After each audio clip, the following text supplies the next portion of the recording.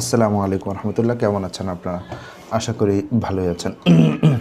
আপনারা সকলেই জানেন যে গতকাল যে একটা ভয়াবহ ঘটনা ঘটছে, যে প্রকাশ্যে রাস্তায় একজন মানুষকে, যিনি এমন একজন মানুষ যে সত্যের পথে বা সততার পথে বা সত্য উচ্চারণ করার ক্ষেত্রে যার মধ্যে কোনো ধরনের ভীরুতা কাজ করে না, মানে সেটা আমরা দেখি না যে সে ভীরু হয়ে কথাবার্তা বলছে, এমন কিছু আমরা দেখি না। সে সৎ এবং সাহসের সাথে মানুষের মনের কথাকে, মানুষের মনের আবেগটাকে সে মানুষের মাঝেই প্রকাশ করে। এটা আমরা তার সম্পর্কে আমরা মোটামুটি জানি। তো মোটামুটি বলতে আমরা অধিকাংশ প্রায় সবাই তার সম্পর্কে জানি। তো আমি তার বিষয় নিয়ে আমি ডিসকাস করতে চাচ্ছি না, কারণ এটা আপনারা সংবাদ মাধ্যম সব জায়গায় এই বিষয়টা আপনাদের সবার কাছে স্পষ্ট। আমি কয়েকটা পয়েন্ট আপনাদের সাথে শেয়ার করব। সেটা হচ্ছে যে, নাম্বার এক, এরকম একজন নেতাকে, সে তো একজন নেতা তাই না, এরকম একজন নেতাকে প্রকাশ্যে রাস্তায় গুলি করা হচ্ছে। মানে গুলি করা হচ্ছে, সে ঘটনাক্রমে এখনও বেঁচে আছেন, সে হয়তো বেঁচে যেতেও পারেন বা কি হতে পারে আশঙ্কাজনক আমরা জানি। কিন্তু আমার কথা হচ্ছে, তার যে অবস্থা, যে কন্ডিশন, বা যারা তাকে গুলি করছে তারা তো তাকে বাঁচিয়ে রাখার জন্য গুলি করে নাই। তার কন্ডিশন অনুযায়ী স্বাভাবিকভাবে মানুষ এই অবস্থায় মারা যাবে, এরকম একটা পরিস্থিতি। তো একটা বিষয় খেয়াল করেন, এরকম একজন ব্যক্তিকে প্রকাশ্যে রাস্তায় গুলি করা হচ্ছে। এটা একজন পপুলার একজন মানুষ, ফেমাস একজন মানুষকে গুলি করা যাবে রাস্তার যে কোনো জায়গায়, এটা কিভাবে পসিবল? এটা একটা রাষ্ট্রের নিরাপত্তার অবস্থাটা কোন পর্যায়ে গেলে এরকম হতে পারে? আমরা কি বিষয়টা বুঝতে পারছি? তো বর্তমান বাংলাদেশের অবস্থাটা আমরা কিন্তু সবাই মোটামুটি ক্লিয়ার, যে আজকে হাদি, কালকে অমুক টমুক, যে কেউ হতে পারে, আমারও হতে পারে, যে কারো এই প্রবলেম হতে পারে। মানে নিরাপত্তা অবস্থাটা খুবই মারাত্মকভাবে বাজে একটা অবস্থা। স্বরাষ্ট্রমন্ত্রীকে জিজ্ঞাসা করা হচ্ছে এই ধরনের বর্তমান এই অনিরাপত্তার কথা, বা বলা হচ্ছে যে এরকম অনেকের কাছে এই অস্ত্র টস্ত্র হ্যানত্যানা আছে, এই অবস্থায়, এই পরিস্থিতিতে কি আমাদের নির্বাচনের অবস্থাটা কি ঠিকঠাক হবে কি হবে না, বা কি প্রবলেম হতে পারে কিনা, মানে এরকম একটা গুরুত্বপূর্ণ একটা ইস্যু তাকে জিজ্ঞাসা করা হচ্ছে। সে বলছে যে একদিনে, সে কথাটা পুরোটাই বাদ দিয়ে দিল। এই কথার অ্যান্সারে সে পুরো কথাটা বাদ দিয়ে বলল, একদিনে পেঁয়াজের দাম 35 টাকা বেড়ে গেল, কেমনে সম্ভব? এরকম একটা ফালতু মেন্টালিটির কথাবার্তা সে কীভাবে বলল? তো এটাও স্বরাষ্ট্রমন্ত্রী। তো স্বরাষ্ট্রমন্ত্রীর যদি এই অবস্থা হয়, তাহলে নিরাপত্তা অবস্থাটা কোথায় যাবে, এটা আপনারা অবশ্যই অনুমান করতে পারছেন। তো যাই হোক, এটা হচ্ছে সবচেয়ে বড় ভয়ানক একটা বিষয়, নিরাপত্তা অবস্থা বাংলাদেশের। তো এগুলো আসলে মূল কারণটা কি? মূল কারণটা আমি আপনাদেরকে, আমি আমার বিষয়টা একটু শেয়ার করি। সেটা হচ্ছে যে, বিপ্লবের কিন্তু একটা নীতি আছে। বাংলাদেশে হাজার হাজার মানুষ তারা মারা গেল, হাজার হাজার মানুষ আহত হলো, এরপরে কিন্তু একটা বড় একটা কিছু ঘটছে, বিপ্লব ঘটছে আমরা বলতে পারি। বিপ্লবের পর কিন্তু একটা নীতি আছে। কী নীতি আমরা কি জানি? নীতি হচ্ছে, যদি আপনি হেরে যান বা আপনি হয়ে যান, তাহলে শত্রুপক্ষ আপনাকে শেষ করে দেবে, যেহেতু আপনি হেরে গেছেন, আপনাকে যেভাবে হোক শেষ করে দেবে। এটা হচ্ছে একটা। এবং এর উল্টা যদি হয়, মানে আপনি যদি জিতে যান, তখন কি করতে হবে? এক্ষেত্রে কিন্তু বিপ্লবের নীতি আছে, এবং এই নীতিটা আজকের না, এই নীতিটা শত শত হাজার হাজার বছরের নীতি। যে বিপ্লবের পর যদি আপনি জিতে যান, তখন আপনাকে কি করতে হবে? তখন আপনাকে অবশ্যই এমন কিছু করতে হবে যেন তারা কোনোভাবেই একটু শ্বাস প্রশ্বাসও নিতে না পারে, একটু মাথাটা উঁচু না করতে হবে, এমন একটা অবস্থা আপনাকে দাঁড় করাইতে হবে। এটা হচ্ছে বিপ্লবের নীতি। মানে ওখানে যেগুলো লেখা আছে সেটা তাদেরকে ধ্বংস করে দিতে হবে। তো এটা হচ্ছে বিপ্লবের নীতি। এই নীতিটা যদি আপনি না মানেন, আপনি অবশ্যই সমস্যার সম্মুখীন হবেন, এতে কোনো সন্দেহ নেই। অতি নমনীয়তা সব ক্ষেত্রে গ্রহণযোগ্য নয়, অতি নমনীয়তা সব ক্ষেত্রে ভালো নয়, এটা আপনাকে অবশ্যই বুঝতে হবে। আপনি যদি বাঘের উপর নমনীয় হন, তার মানে হচ্ছে আপনি হরিণকে খেয়ে ফেলার জন্য তাকে উদ্বুদ্ধ করছেন। বাঘের উপর নমনীয়তা দেখানো, হরিণের উপর জুলুম। বিষয়টাকে বুঝতে পারছেন? আপনি বাঘের উপর নমনীয় হওয়া মানে আপনি হরিণের উপর জুলুম করছেন। তো কাজে অতি নমনীয়তা সব ক্ষেত্রে ভালো নয়। আপনাকে অবশ্যই এই পয়েন্টটা বুঝতে হবে। এখন সবাই তো যার যার ক্ষমতা নিয়ে ব্যস্ত, সবাই যার যার মানে যেভাবে হোক সে নিজে ক্ষমতায় যেতে হবে এটার জন্য যার সাথে আতাত করা দরকার, যার সাথে নমনীয় হওয়া দরকার, যার সাথে সম্পর্ক ভালো করা দরকার, যার সাথে মিললে টাকা পয়সা পাওয়া যাবে, বা যার সাথে সম্পর্ক করলে টাকা পয়সা নিয়ে তারপরে নির্বাচনটা ভালো মতো করে। এখন তো সবাই যার যার মতো ব্যস্ত। মাঝখানে কি হলো? মাঝখানে জুলাইটা শেষ হয়ে গেল। জুলাইয়ের মতো এত গুরুত্বপূর্ণ একটা বিপ্লব বাংলাদেশ থেকে পুরো নিশ্চিহ্ন হয়ে গেল। এমন এক অবস্থা হয়েছে যে এখন জুলাইয়ের যারা সৈনিক ছিল, জুলাইয়ের যারা যোদ্ধা ছিল, তারা সবাই মোটামুটি একা হয়ে যাচ্ছে। সবাই তো যার যার ক্ষমতা নিয়ে ব্যস্ত, সবাই যার যার মানে দেখেন ভাই, আমার ক্ষমতা নিতে হবে, এটার জন্য আমার যদি লিখবে গাবি যাবে, যার সাথে আমার সম্পর্ক করা দরকার, যদি সম্পর্ক করা লাগে করতে হবে, তাই না? তো এই নীতির কারণে সবাই দেখা যায় যার যার ক্ষমতার জন্য সে সবাইকে ছাড় দেয়। না আমার ভোট দরকার, ভোট দেওয়ার জন্য আমাকে কী করতে হবে? তাদেরকে ছাড় দিতে হবে, তাহলেই তো তারা আমাকে ভোট দিবে। তো যার যার মতো ছাড় দিয়ে তারা ভোটের রাজনীতি করতে যাচ্ছে। তো এদিকে জুলাই যোদ্ধা যারা, তারা তো আসলে ছাড় দিতে চাচ্ছে না। তারা তো চাচ্ছে যে আমরা এত কষ্ট করে একটা কিছু করলাম, তো এটার তো ফল আমরা পেলাম না, এটার তো আমরা কোনো কিছু দেখতে পেলাম না, এটা হচ্ছে তারা দেখতেছে।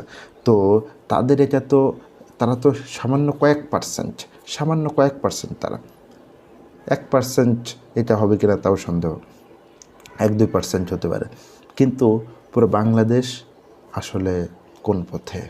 পুরো বাংলাদেশ আমি বলবো না, এই জন্য যে অধিকাংশ মানুষ আসলে রাজনীতি নিয়ে বেশি একটা সোচ্চার না, তারা রাজনীতি নিয়ে এত চিন্তাও করে না, এটা নিয়ে এত ভাবেও না। ভোটের সময় যাকে পছন্দ হয় তাকে ভোট দিয়ে দেয়, ব্যাস। আর রাজনীতি নিয়ে তাদের, দেখেন আমার মতো মানুষ জব করতেছে, ব্যাস, সারাদিন জব করে এসে রাত্রে এসে কাজ বাজ যদি পারে করছে, না হলে এসে ঘুমাই যাচ্ছে।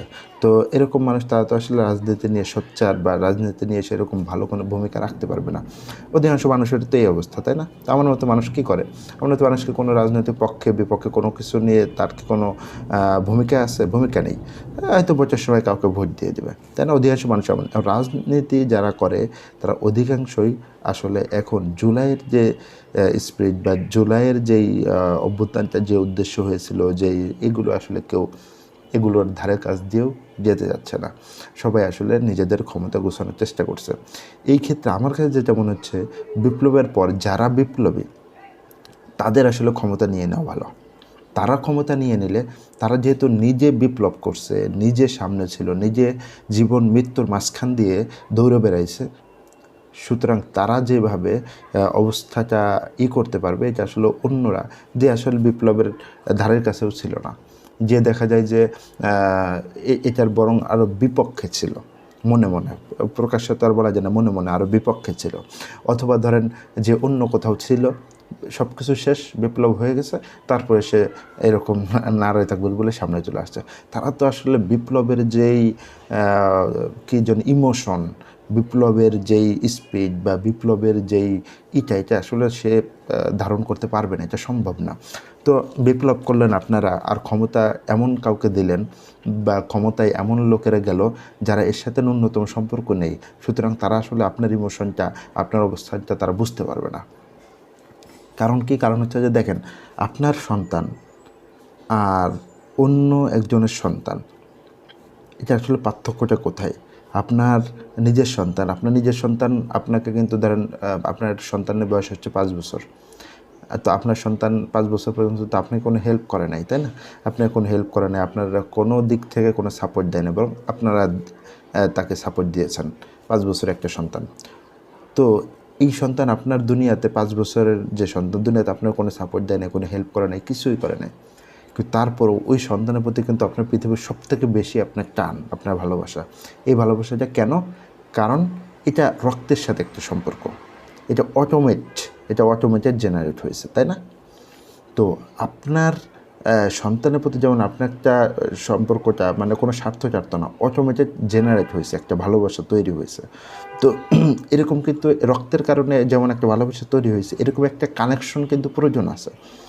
আপনি জুলাই নিয়ে কাজ করবেন, জুলাই যোদ্ধাদের নিয়ে কাজ করবেন, জুলাইয়ের স্পিড নিয়ে কাজ করবেন, জুলাই ধারণ করে কাজ, এটার জন্য কিন্তু জুলাইয়ের সাথে আপনার একটা কানেকশন লাগবে, একটা সম্পর্ক লাগবে। আপনি ছিলেন জেলে, জেল থেকে বের হয়ে আপনি জুলাই নিয়ে কীভাবে কাজ করবেন? আপনি তো জুলাইয়ের কোনো কিছু ধারণ করেন নাই ভিতরে। আপনি ছিলেন দেশের বাইরে, বা আপনি আছেন দেশের বাইরে, এসির ভিতর ঘুমাইতেছেন, এদিকে বাংলাদেশে কী হইতেছে না হইতেছে এটা নিয়ে আপনার অতই নেই। জুলাই শেষ, আপনি ক্ষমতা পেয়ে গেলেন, পাইলে আপনি আসলে কী করবেন? জুলাইয়ের ওই ইমোশনটাকে আপনি পাবেন? জুলাইয়ের ওই ভালোবাসাটাকে আপনি পাবেন? জুলাইয়ের ইমোশনটাকে আপনার মধ্যে আসবে? আসবে না ভাই, এটা বাস্তবসম্মত না। কিন্তু আমি যেটা বলি, মানে শুধু আমি আমার এই জুলাইয়ের কথা, আমি সব বিপ্লবের ক্ষেত্রে একই কথা বলি, যারা বিপ্লব করবে, যারা যুদ্ধ করবে, যারা সামনে ফ্রন্টে থাকবে, তাদের হাতেই মূল ক্ষমতা থাকবে। এটা যদি হয়, তাহলে জুলাইয়ের যে বাস্তবতা বা এরকম বিপ্লবের যেই বাস্তব যেইটা, এটা আসলে লাভ করা তখন সম্ভব হবে। এটা ছাড়া সম্ভব না। অন্য মানুষ এটা ধারণও করতে পারবে না, এটা নিয়ে তারা আসলে কোনো কাজও করতে পারবে না। হ্যাঁ, তার মানে কি অন্য মানুষকে তারা তো আসলে পারবে না। ধরেন ছাত্ররা বিপ্লব করছে, ছাত্ররা কি পুরো দেশ চালাইতে পারবে? তারা পারবে না। কিন্তু তাদের মূল ক্ষমতাটা তাদের থাকতে হবে, মূল ক্ষমতাটা তাদের থাকবে, এবং তারা যোগ্য মানুষ, বিজ্ঞ মানুষ, অভিজ্ঞ মানুষকে হাতে নিয়ে তারা কাজ করবে। দেখেন যারা এমপি মন্ত্রী বা যারা, তারা কি অনেক জ্ঞানী জ্ঞানী ব্যক্তি?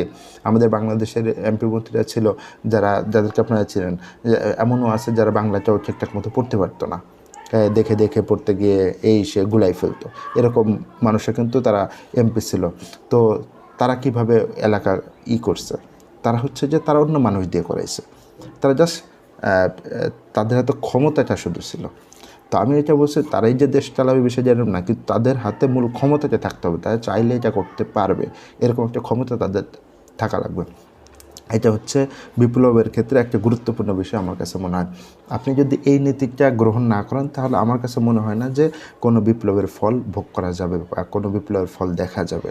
দেখেন এই মুহূর্তে এসে যে যার ক্ষমতা নিয়ে পরিপূর্ণ ব্যস্ত, ক্ষমতা পাইলে তারা হ্যান করবে ত্যান করবে, এরকম কথা বলছে। এখন ক্ষমতার জন্য কি করতে হবে? ক্ষমতার জন্য যারা আছে তাদেরকে, এখন আমার বিরোধী হচ্ছে ধরেন জামাত রাজনীতি করছে, তার বিরোধী হচ্ছে এনসিপি হচ্ছে জুলাই, অথবা ধরেন বিএনপির বিরুদ্ধে হচ্ছে এনসিপি। এখন আমার হচ্ছে কী করতে হবে? ক্ষমতা পাইতে হবে। ক্ষমতা পাইতে হলে কী করতে হবে? আমার এনসিপিকে দমায় রাখতে হবে। যেহেতু এনসিপি হচ্ছে আমার বিরোধী, এনসিপিকে দমায় রাখতে হবে। কারণ এনসিপির এগনিস্টে আমার ভোট পাইতে হবে। ভোট পাইতে হলে কী করতে হবে? আমার সবার সাথে সম্পর্ক, এনসিপি বাদে বা জামাত বাদে আমার সবার সাথে সম্পর্ক তৈরি করতে হবে। সম্পর্ক না হলে তো আমি ভোট পাবো না। সিম্পল বিষয়। তো এভাবে আসলে আপনারা যারা বলতেছেন জুলাইয়ের যে এটা কেন হলো না, এইভাবে হবে না, এটা কোনোভাবে সম্ভব না। সম্ভব শুধুমাত্র একটাই, যারা বিপ্লব করবে তাদের হাতেই ক্ষমতা থাকবে। হ্যাঁ, সারা জীবন থাকবে বিষয় যাবে না, একটা পর্যায়ে গিয়ে নীতি অনুযায়ী সব কিছু ঠিকঠাক যখন তাদের যেটা করণীয় ছিল সব কিছু যখন ফুলফিল হয়ে যাবে, তারপরে দেশীয় যে নীতি, সেই নীতি অনুযায়ী তারপরে স্বাভাবিকভাবে চলবে। হ্যাঁ, তারাও যদি কোনো উল্টাপাল্টা কিছু করে বা অন্যায় কিছু করে, তখন তাদের বিরুদ্ধেও তো আপনার দেশের মানুষ এগিয়ে আসবে, তাদের বিরুদ্ধেও নিজেদের অবস্থান জানান দেবে, এটা ভিন্ন বিষয়। যাই হোক, আমি আমার পার্সোনাল ওপিনিয়ন কিছু শেয়ার করলাম, জাস্ট এতটুকুই। আপনারা আপনাদের জায়গা থেকে দোয়া করেন হাদির জন্য, আমিও দোয়া করি, আমরা সবাই দোয়া করি যেন আল্লাহ তাআলা তাকে ফিরিয়ে আনেন, এবং আল্লাহ তাআলা যেন তাকে ফিরিয়ে দেন জাতির মাঝে। আপনারা সবাই দোয়া করেন, আমরা সবাই দোয়া করি। আল্লাহ তাআলা আমাদেরকে দোয়া করা এবং দেশের জন্য কাজ করা এবং দেশের ভালোর জন্য, কল্যাণের জন্য এগিয়ে আসার মতো তৌফিক দান করুন। আমিন। আসসালামু আলাইকুম।